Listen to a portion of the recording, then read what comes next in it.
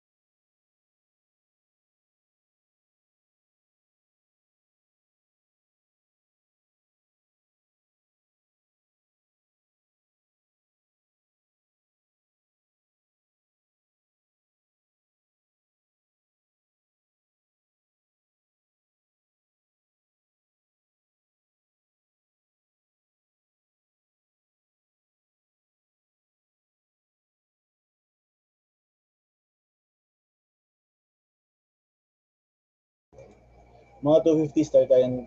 Set na tayo kahit po konti.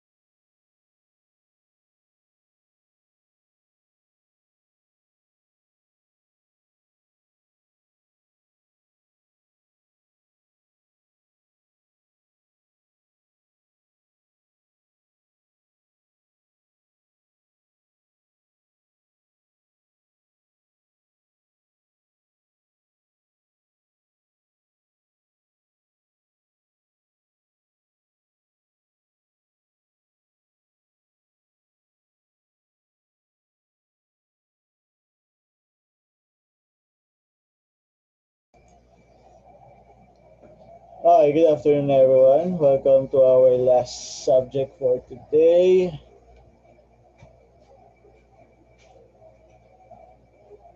Guys, kakapagod pala talaga pag ganun yung subject magkakasunod. Anyway, so last week, sinend ko yung module about the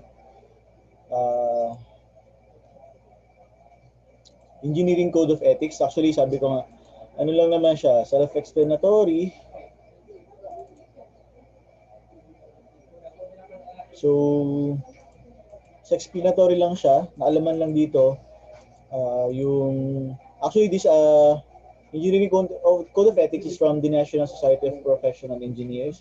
So, it is called worldwide na Engineering Code of Ethics. So, includes lang naman dito yung fundamental canons, yung 6 fundamental canons na kailangan ma-fulfill ng isang professional engineers. Okay? So, ano ko lang, daanan ko lang ng konti para at least wala tayo maging questions. So, it hold paramount the safety, health, and welfare of the public. We always prioritize the welfare of the public as well. Perform the services only in areas of their competence. Kung lang tayo specialized, dun lang tayo pwede. Hindi tayo pwedeng, for example, in terms of electrical, hindi tayo pwede because we are industrial. Issue public statement only in an objective and truthful manner. We must not provide false information. Act for each employer or client as faithful agents or trustees. Kailangan mapagkakatiwalaan tayo. Avoid deceptive acts. Conduct themselves honorably, responsibly, ethically, and lawfully so as to enhance the honor, reputation, and usefulness of the profession. So yun lang naman yun. And then it includes naman dito yung rules of practice wherein yung fundamental canons, nilagyan lang siya ano yung mga kailangan natin gawin. Okay? So basahin nyo na lang to. And as well as the obligation, the professional's obligation, ano ba yung dapat obligation ng isang engineers? So engineers shall be guided in all their relations by the high standard of honesty and integrity. Kailangan serve natin yung ano ba yung public interest, yun lang yung dapat yung ginagawa natin. Practice that deceives, dapat iniiwasan natin yung mga gawain na nakaka-deceive dun sa ating public. Hindi tayo pwede mag-disclose ng information without consent, especially if there is a confidential information with regards to our client, employer, or public. Kailangan hindi tayo ma-influence ng mga conflicting interests. Okay? Hindi tayo pwede mag-attempt to obtain employment or advancement or professional engagement by untruthfully criticizing other engineers. Hindi tayo pwede mangutya or ibaba yung other engineers. Must not attempt to injure maliciously or falsely, directly or indirectly, the professional reputation, prospect, practice, or employment of other engineers. So, engineers who believe others are guilty or unethical or illegal practice shall present such information to the proper authority or action. The gross negligence, and as well as the we must recognize the propriety interest of the others. Kailangan kumbaga sa mga pictures, kailangan nagbibigay tayo ng mga credits, especially if may pinagkuhanan tayo ng mga ideas natin. Okay? So yun lang naman yung pabasa na lang ako nung laman, yung details ng ating Engineering Code of Ethics, the rule of practice, and the professional obligation. Okay? So let us now proceed to our discussion for today, which is the ethical problem solving techniques. Actually, we have 2 ethical problem solving techniques. So later on, we will discuss that one. So we have here the ethical problem solving techniques. So in this chapter, we'll be able to examine the methods for analyzing ethical problems and see how we are going to apply them in our, if ever maka-encounter tayo ng ganung problem. Obviously, some problems are easily solved. Kumbaga, nunod mo nang i-apply itong mga tools na to. For example, embezzlement ng money from your employer, it is clear na siya ay morally unacceptable. Hindi natin matatanggap, and that requires a disciplinary action. Medyo mabigat na disciplinary action. So, ganung cases, hindi na natin kailangan paggawin itong mga tools na to, but we can provide a decision agad dun sa mga ganung scenario. Okay, for example, nag-uwi ka ng gamit ng company, nagsinungaling ka, dishonesty. So that is very clear, not acceptable, not morally acceptable. However, as mentioned previously, many of our situations encountered by practicing engineers are ambiguous or unclear, involving conflicting moral principles. So this is the type of problem for which we will most need analysis and problem-solving methods. Hindi tayo basta magde-decide agad na, okay, tanggalin mo yan. Okay, sala yung ginawa mo. But no, we have to provide the required analysis and apply problem-solving methods.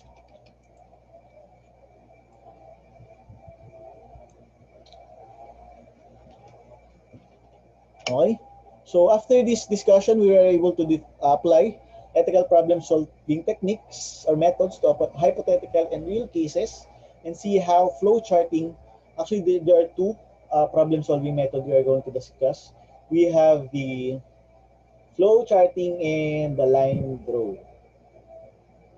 Okay? So first, we have to analyze our issues in ethical problems. So first step in solving any ethical problem is to completely understand natin all of the issues involved. So once these issues are determined,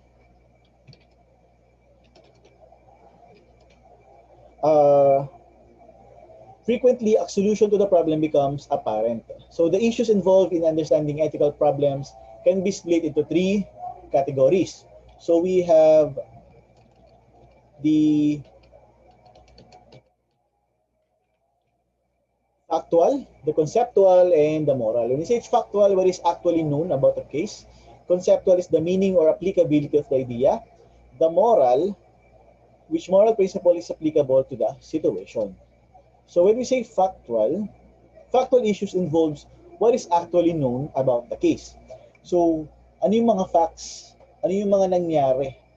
Although, this concept seems straightforward, the facts of a particular case are not always clear and may be controversial. Hindi malinaw. Minsan, meron pa tayong kailangang investigate. So, an example kasi ng facts that are not necessarily clear can be found in a controversy in the contemporary society regarding abortion rights. For example, there's a great disagreement over the point in which life begins, at which point a fetus can be legally protected. So, originally, for example, in US, Supreme Court decision legalizing abortion in the United States was decided by the Supreme Court in a split decision. Even the justices of the Supreme Court were unable to agree in this fact. Wherein, napatupad nila yung pag-legalize ng abortion, which is a conflict, which is a problem, wherein some of the Supreme Court just hindi nag-agree doon sa batas na yon, but it is a fact na naging legalize yung abortion sa ibang bansa. So, that is one of the factual issues na meron tayo. So, in engineering, there are controversial issues over facts as well. For example, global warming. So, global warming is a great concern of our society. So, if we are continuing to emit greenhouse gases into the atmosphere, it will have a great effect doon sa ating global warming. So, greenhouse gases such as carbon dioxide, so nagtatrap siya doon sa atmosphere natin, right? So, it is thought by the climate scientists to lead to generalized warming of the atmosphere as emission from the automobiles, industrial plants. So, this issue is a great importance of engineers since they might be required to design new products or redesign old ones to comply with a stricter environmental standard. So, we all know that this global warming, because of the greenhouse gases, the emission of greenhouse gases from industrial plants, are facts about the ethical problems that we encounter, wherein that fact can be used in order to decide if you're going to pursue a project or not. For example, if you're going to build a manufacturing firm, that based on our standard, dapat ganitong carbon dioxide lang ini-emit ng ating business. So if hindi, there is a fact na hindi siya pwedeng i-run. Kaya we as a manufacturing company, as part of the manufacturing company, we are always complying with our environmental standards. For example, the certification of the ISO 14001. which is the environmental management system, wherein we always comply ano yung hinihingi lang sa ano yung hinihingi sa atin. Next one is the conceptual issues. So this one, it relates to the applicability ng idea. For example, in engineering ethics, this might mean defining what constitutes a bribe as opposed to an acceptable gift. So, nagkakaroon tayo ng depende sa idea nung nasa situation kung siya ba ay immoral or not moral. For example, you are a procurement officer. So as procurement officer, naghahanap ka ng mga suppliers. Ang ginawa ng supplier, syempre nagbibigay siya ng quotation niya, ano yung laman ng iyong mga bibilin mo, ano yung presyo, ano yung inclusions, ano yung exclusions. So, nangyari, binigyan ka ng parang ticket sa isang concert ng iyong supplier. We can say that is a part of bribery. But on the part of the procurement officer and on the part of the supplier, it can be as a gift. Parang regalo lang. But in the eyes of the other person, it can be a bribery. So, dito, medyo nahihirapan tayo kasi in the conceptual issues, depende siya dun sa applicability ng idea or dun sa meaning ng idea. Okay? And the last one is the moral, which moral principles is applicable to the situation. For example, given that the issues surrounding an ethical problem can be controversial, so how can this controversial can be resolved? Factual issues, kinukuha natin through research, in-establish natin yung truth. However, it is not possible always to achieve the final determination of the truth na mag-agree lahat. But generally, further research pa is makakatulong dun sa situation. The conceptual issues are resolved by agreeing on the meaning, applicability of the terms and concepts. But sometimes, yung agreement na yun is not possible kasi nga, magkakaiba tayo ng iba yung dating sa atin ng mga ganung situation. But further analysis of the concept at least clarifies some of the issues na makakatulong dun sa agreement. And that moral issues, since nagkakaroon pa tayo ng conflict kay facts and the concepts, so the moral issues will be resolved through agreement with the use of our moral principles that are pertinent and can be applied in solving ethical problems. Okay?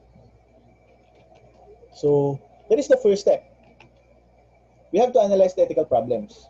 Hindi tayo basta agad magbigay ng decision. Sabi ko nga, pwede tayo magbigay ng decisions if yung ethical problems natin ay medyo, alam mo na, parang, ang tawag sa yun, obvious na mali yung ginagawa. And, pag ninakaw, obvious na mali yung ginagawa niya.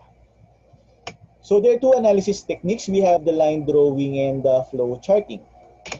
For the line drawing, so it's useful for situation in which the applicable moral principle are clear, but there seems to be great deal of gray area na hindi pa natin alam. So dito makikita natin ano yung good, ano yung positive and the negative. For example, so dito nga, malalaman natin which is the positive paradigm and the negative paradigm. Malalaman agad natin doon sa ethical problems, ano yung possible na maging na positive result and the negative result. So the moral problems are placed along in the coordinates na yung moral problems doon sa line drawing natin, ilalagay natin siya kung saan siya mas applicable based doon sa mga situations. So later on, mayroon naman tayong meron tayong example. So the line drawing technique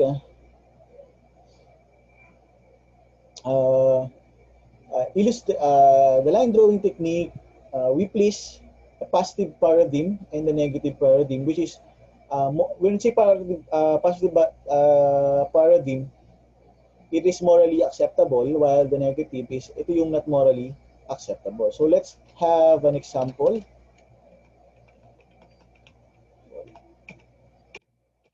Okay. So ito yung sinasabi ko na negative paradigm and the positive paradigm, the PPA and the NP. So we use this kind of line drawing. We have here a problem.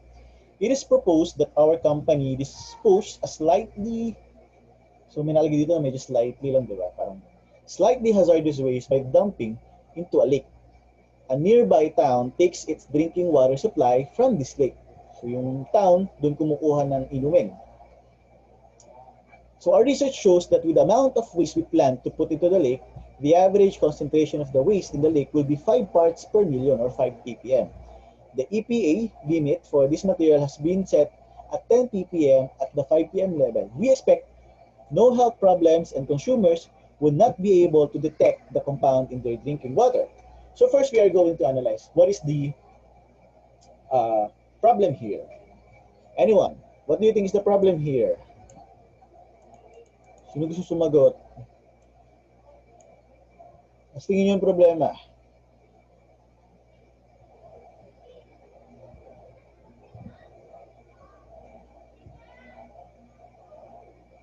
What is the problem? Or what are the factual issues or the conceptual issues here?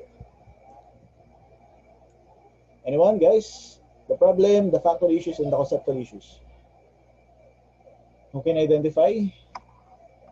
Based sa situation natin? Walang sasagot? Ako na lang tatawag. Okay, sige. Ako na lang tatawag. Remark, you wanna try? What are the problem? Ano yung factual issues? Ano yung conceptual issues natin dito? Sir, teka lang sir, kakapasok ko lang.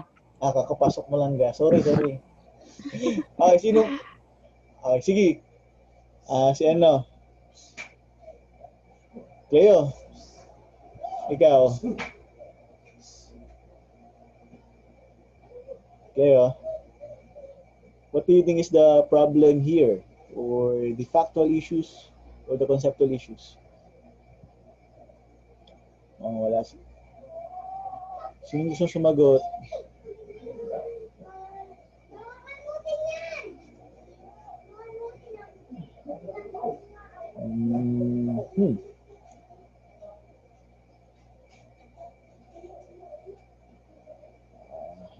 Sino sumagot? Merlin, ikaw, may idea ka? Sir. Wait lang po, binabasa. Ilan? Kasi sabi dito, yun nga sir, nag-ano sila ng hazardous waste. Sinabi slight lang. Pero yung slight na yun, nakaka-affect pa din yun sa ano, mga, kasi yung sa lake, ginagawang drinking water supply. So that is our problem dito sa, yes, that is our sir. problem. What do you think is the factual issues?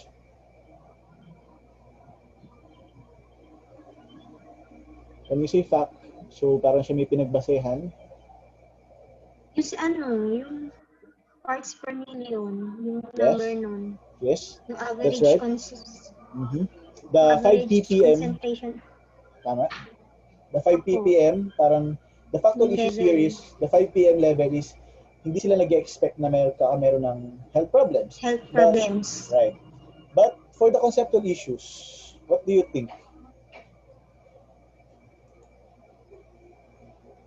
Anyone could help? Merlin? The conceptual issues.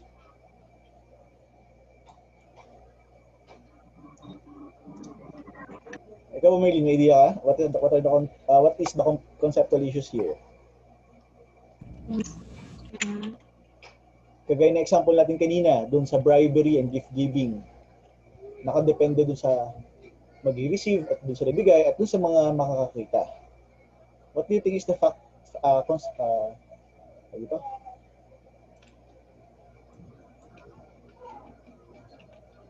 the conceptual issues in our situation?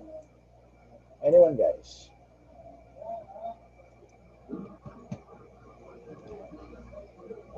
Okay, sige. Thank you, Merlin. Okay na? Sige, okay na. The conceptual issues here is even nasabihin ng ating business ngayon na at 5 ppm level, hindi sila nag-expect ng health problems. Pagdating doon sa mga gumagamit ng lake water, parang tingin nila is it is not acceptable. Kahit kahit gaano kaunti yung ilagay nila. So that is the conceptual issues. Nakadepende siya dun sa titingin.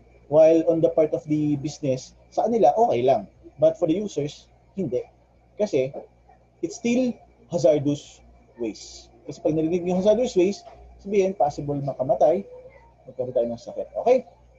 So here is the hypothetical consideration.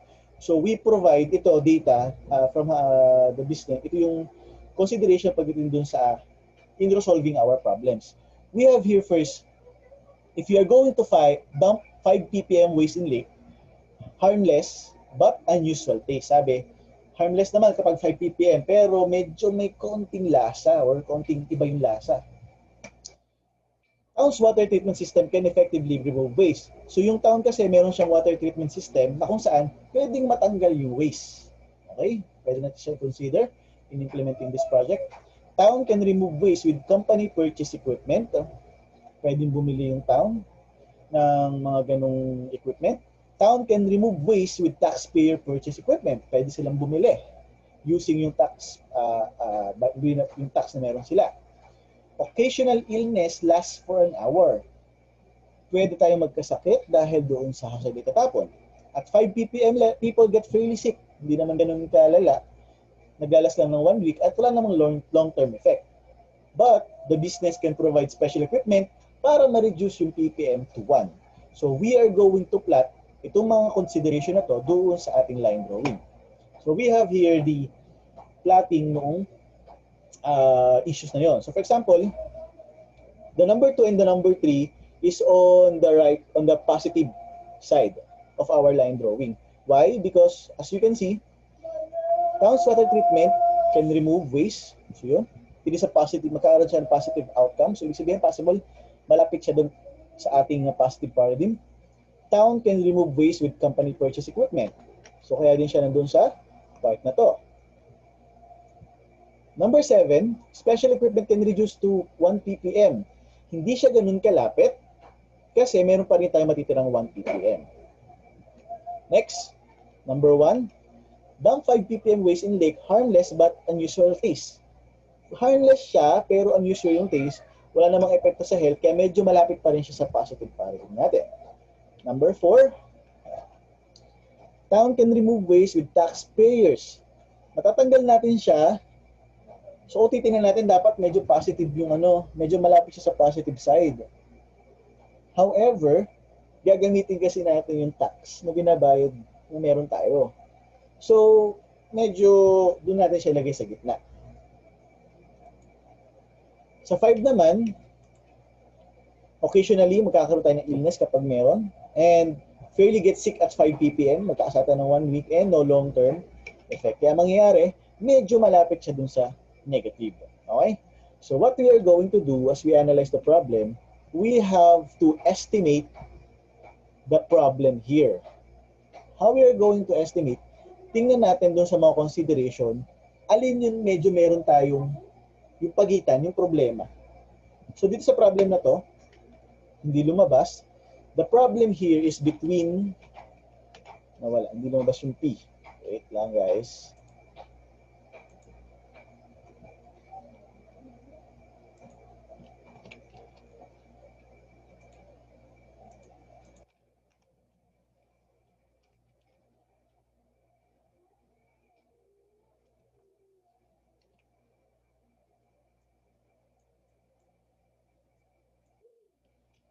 Okay. The problem here is between the consideration number 1 and consideration number 7. Ano ba yung 1 at 7? Yung pag-dump tayo na 5 ppm, harmless naman siya but unusual taste. And 7, special equipment can reduce to 5 ppm. Either dun lang tayo mamimili. Papayagan natin yung 5 ppm or special equipment na lang tayo para ma-reduce natin to 1 ppm para at least wala talagang harm dun sa ating business. So that's how we are going to resolve.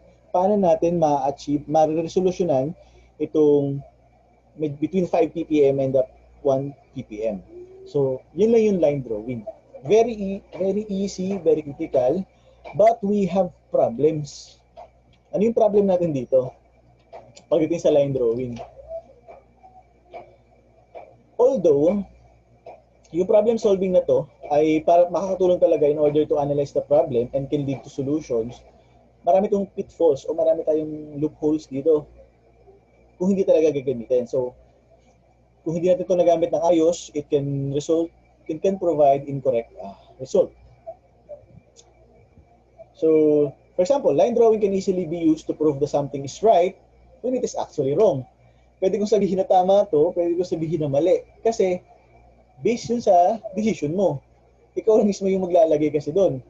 Kung ikaw mismo as engineer, as analyze ng problem, at ang ginawa mo ay, nilipat ko to dito kasi positive naman to, positive to. Para malaman, tapos pinropose ko yung project doon sa town, at sinabi, okay naman pala, maganda naman pala yung, may plano naman pala sila, at puro positive naman yung lalabas na possible result. So, magkakaroon tayo ng problema. So, yun yung magiging ethical problem naman dito. The dishonesty, pagdating doon sa placement ng mga considerations natin, pagdating doon sa mga problem natin. Okay? The next one will be the flow charting. So, sa flow charting naman, flow charting helpful when there is a sequence of events or a series of consequences that flows from each decision. So, gives a visual pictures and readily how allows one to see the result of each decision. Dito, malalaman agad natin ano yung magiging resulta ng decision natin with the use of flow charting. So, for example, this one is an example of flow charting. Alam niyo na naman yung pagiging sa flow chart natin. We have the operation in box, the diamond is the decision.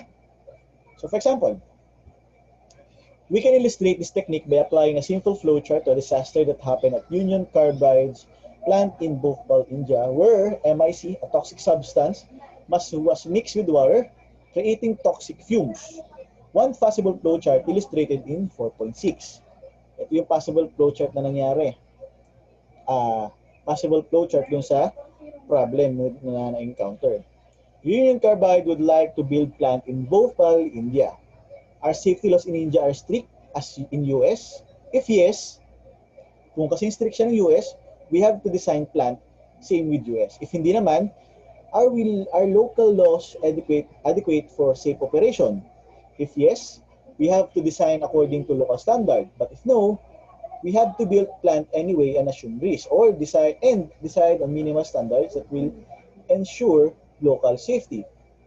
Is cost effective? If yes, build natin yung plant. But if no, invest natin elsewhere.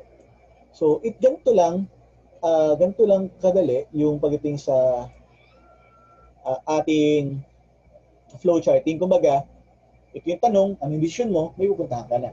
Para lang yung, kunyari, yung nanliligaw sa'yo, sasagutin mo. Di ba, for example, una, may consideration ka. May trabaho ba? If yes, if no, wag muna. If yes, may next question ka pa.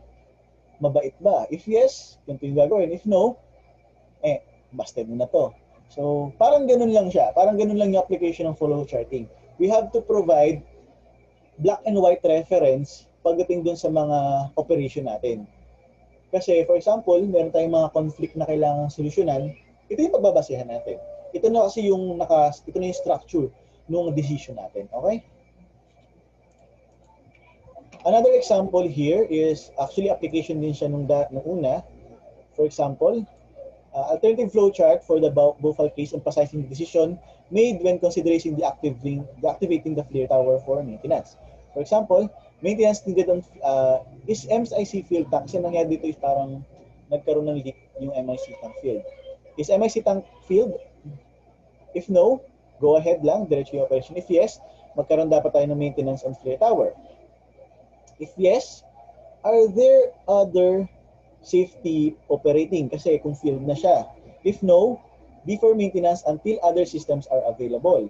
If yes, will this other system adequately prevent accident? If yes, we have to perform maintenance. But if no, we have to defer the maintenance. So yan lang yan. Example ng ating flow charting. So actually, that ends my discussion for the ethical problems. Ethical problem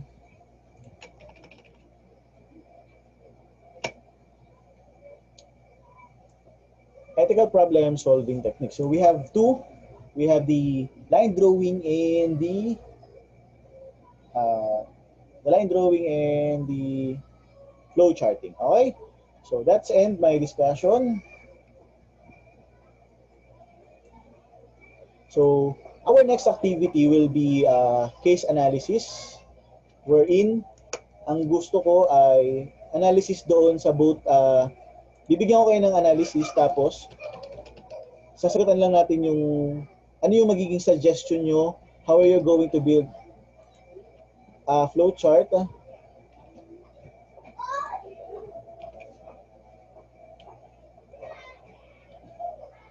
Okay? So grouping siya. Hindi ko na lang kung paano tayo mag-groupings. Ano ba sa tingin nyo? Based na lang sa ano, sa FS nyo para hindi tayo mahirapan. Pwede ba yun? Kung sino nila magka-group sa FS? Pwede naman, sir. Sige. Yun na lang yung... Okay lang sa inyo? Okay, sige. Yun na lang yung magagawing groupings nyo. Sasend ko sa inyo yung format. Sasend ko sa inyo yung problem next week.